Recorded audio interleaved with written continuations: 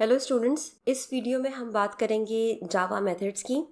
Object oriented programming के अंदर जावा में हम मेथड्स इसलिए बनाते हैं ताकि जो भी हम लॉजिक एग्जीक्यूट करवाना चाहें वो उस पीस ऑफ कोड में लिख सकें। तो जावा के अंदर मेथड क्या होता है? ये एक ब्लॉक ऑफ कोड होता है जहाँ पर हम अपनी सारी लॉजिक डिफाइन करते हैं और ये उस वक्त एग्जीक्यूट होता है जब इसे कॉल किया जाता है। जावा के अंदर दो तरह के मेथड्स होते हैं, एक यूजर डिफाइंड मेथड्स होते हैं और एक प्री डिफाइंड मेथड्स होते हैं। यूजर डिफाइंड मेथड्स वो मेथड्स होते हैं जो प्रोग्रामर बनाता है, जो डेवलपर बनाता है, जबकि प्री डिफाइंड मेथड्स वो मेथड्स होते हैं जो ऑलरेडी जावा की लाइब्रेरीज के अंदर आपको मिलते हैं, जैसे कि system.out.println।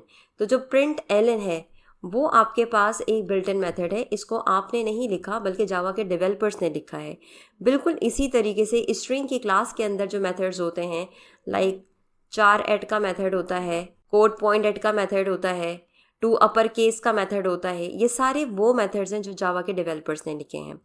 अच्छा, यूजर डिफाइंड मेथड्स भी दो तरह से क्रिएट किए जाते हैं। एक वो मेथड्स होते हैं जिनमें हम पैरामीटर्स को डिफाइन करते हैं और एक वो मेथड्स होते हैं जिनमें हम पैरामीटर्स को डिफाइन नहीं करते, यानी कि वो विदाउट पैरामीटर्स होते हैं। मेथड्स को हम क्यों इस्तेमाल करते हैं? सर्टेन एक्शंस परफॉर्म करवाने के लिए, और इनको फंक्शंस भी कहा जाता है। अच्छा, मेथड्स हम इसलिए यूज करते हैं ताकि हम अपने कोड की रीयूजेबिलिटी को एक्सटेंड कर सकें, क्योंकि एक दफ़ा अगर आप कोई मेथड लिखते हैं तो उसको आप बार बार कॉल करके उसको एग्जीक्यूट कर सकते हैं जहां पर भी आपको उसकी रिक्वायरमेंट हो। इस तरह से जावा के मेथड से कोड की रीयूजेबिलिटी इंक्रीज होती है। ये एक तरीक़ेकार है कोड की रीयूजेबिलिटी को इंक्रीज करने का। इसके अलावा जावा के अंदर और भी बहुत सारे फैक्टर्स मौजूद हैं या बहुत सारी फीचर्स मौजूद हैं जिनसे आप कोड की रीयूजेबिलिटी को इन्हेंस करते हैं। अब यहाँ हम देखेंगे कि मेथड की डिक्लेरेशन किस तरीके से की जाती है। Public int sum integer a comma integer b। अब यहाँ आप ज़रा थोड़ा गौर करें, यह आपके पास सबसे पहले पब्लिक एक कीवर्ड है जो कि एक्सेस स्पेसिफायर होता है, जो कि मेथड की विजिबिलिटी को जाहिर करता है कि मेथड को हम कहाँ से एक्सेस कर सकते हैं। इंटीजर ये एक रिटर्न टाइप है, यानी ये जो मेथड है सम नाम का, ये किस डेटा टाइप की वैल्यू रिटर्न करेगा। तो ये वाला जो पैरामीटर होता है या ये जो आपके पास यहाँ पर डेटा टाइप डिफाइन होती है, ये रिप्रेजेंट कर रही होती है कि आपका जो मेथड है वो इंटीजर टाइप का डेटा रिटर्न करेगा। अब हम बात करते हैं सम की। ये सम यहाँ पर मेथड का नाम होता है। जिस तरह से आप वेरिएबल्स को डिफाइन करते हैं या वेरिएबल्स के नाम सिलेक्ट करते हैं, बिल्कुल उसी तरीके से मेथड का नाम भी रखा जाता है।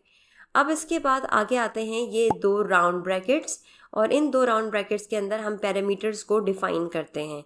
इस वीडियो के अंदर जो हम एग्जाम्पल देखेंगे कोड की, उसके अंदर हम पैरामीटर्स डिफाइन नहीं करेंगे, उसके लिए हम अपकमिंग वीडियो बनाएंगे। उसके अंदर देखेंगे कि पैरामीटर्स की लिस्ट हम किस तरीके से डिक्लेयर करते हैं और किस तरह से आर्गुमेंट डिफाइन करके मेथड को एग्जीक्यूट करते हैं। ये जो पूरा एक सिंटेक्स आपके सामने लिखा हुआ है, इसे मेथड हेडर कहा जाता है, और यहाँ पर भी ये दो ब्रैकेट्स होते हैं। इन दो ब्रैकेट्स के अंदर जितना भी कोड आप मेथड के अंदर लिखना चाहते हैं वो सब यहाँ पर आता है। इसे हम मेथड की बॉडी भी कहते हैं। और ये जो public int sum integer a comma integer b, यह आपके पास मेथड हेडर कहलाता है, और मेथड का नाम और पैरामीटर लिस्ट ये दोनों मिला के मेथड का सिग्नेचर कहलाता है। अच्छा, पैरामीटर लिस्ट को थोड़ा सा यहाँ पे भी देख लेते हैं। Integer a comma integer b, जितने पैरामीटर्स आप देना चाहते हैं उसको कॉमा से सेपरेट किया जाता है। ये a यहाँ पर वेरिएबल नेम है, b यहाँ पर वेरिएबल नेम है, और a से पहले इन डिफाइन किया गया है जो कि इसकी डेटा टाइप है। जैसे कि हम जावा के अंदर जब वेरिएबल को डिक्लेयर करते हैं तो डेटा टाइप डिफाइन करते हैं, बिल्कुल इसी तरीके से पैरामीटर्स के अंदर जब हम कोई भी वेरिएबल डिफाइन कर रहे होते हैं या डिक्लेयर कर रहे होते हैं तो हम यहाँ पर उसकी डेटा टाइप को भी मेंशन करते हैं। ये था हमारे पास मेथड डिक्लेरेशन हेडर, या आप ये भी कह सकते हैं कि ये था हमारे पास मेथड डिक्लेरेशन सिंटेक्स कि हम किस तरीके से मेथड को डिक्लेयर करते हैं। अब हम मज़ीद डिटेल से देखेंगे कि मेथड को डिक्लेयर किस तरह से किया जा सकता है। ये मेरे पास एक क्लास है person static void my method. यहाँ पर हमने एक मेथड बनाया है जिसकी कोई पैरामीटर्स नहीं डिफाइन किए गए हैं। यहाँ पर इसकी जो डेटा टाइप है या जो रिटर्न टाइप है वो हमने वॉइड डिफाइन की है। वॉइड के मतलब होते हैं कि ये मेथड कुछ भी रिटर्न नहीं करेगा। अगर हम किसी मेथड की विजिबिलिटी स्टैटिक मार्क करते हैं तो उसका मतलब ये है कि इस मेथड को एग्जीक्यूट करने के लिए ऑब्जेक्ट बनाने की ज़रूरत नहीं है। और वॉइड का मतलब ये है कि इस मेथड की कोई रिटर्न वैल्यू नहीं होगी, ये कुछ भी रिटर्न नहीं करेगा। और जो भी कोड आप एग्जीक्यूट करवाना चाहते हैं वो यहाँ पर आप लिखेंगे मेथड की बॉडी के अंदर। मेथड को कॉल किस तरह से किया जाता है, ये मेरे पास एक क्लास है पब्लिक क्लास मेन। ये यूज़र डिफाइंड क्लास है, अगर आप चाहें तो इसका नाम हटा के पर्सन भी रख सकते हैं।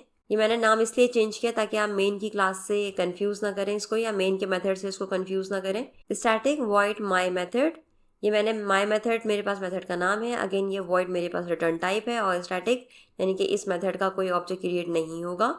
इस मेथड की बॉडी के अंदर, ये इस मेथड की बॉडी है और इसके अंदर हमने सिर्फ एक प्रिंट का स्टेटमेंट लिखा है, प्रिंटलन, जो कि एक प्री डिफाइंड फंक्शन है। और इसके अंदर एज एन आर्ग्यूमेंट हमने ये स्ट्रिंग पास किया है, जो कि हमें इन रिटर्न स्क्रीन के ऊपर प्रिंट करके दिखाएगा आई जस्ट गॉट एग्जीक्यूटेड। और यहाँ पर हमने मेन का मेथड डिफाइन किया, पब्लिक स्टैटिक वॉइड मेन, और इसके स्कोप में माई मेथड यानी कि मेथड का नाम रखा राउंड ब्रैकेट एंड सेमीकोलन। ये तरीक़ेकार होता है जिस तरह से हम मेथड को कॉल करते हैं। In this manner we will execute, or you may say we will call this method my method। इस तरह से हम इस मेथड को कॉल करेंगे। जावा के अंदर मेथड को कॉल करने या एग्जीक्यूट करने का जो पैटर्न होता है वो ये होता है कि आप मेथड का नेम डिफाइन करते हैं, उसके बाद राउंड ब्रैकेट्स और फिर सेमीकोलन। अच्छा, यहाँ पर क्योंकि हम बग़ैर ऑब्जेक्ट के मेथड को कॉल कर रहे हैं इसलिए सिंटेक्स आपको इस तरह से नज़र आ रहा है कि सिर्फ आपने नाम लिखा है, राउंड ब्रैकेट्स लिखे हैं और सेमीकोलन लगा दिया है। लेकिन अगर आप ऑब्जेक्ट के साथ डिफाइन करेंगे तो आपको यहाँ पर ऑब्जेक्ट को मेंशन करना होगा।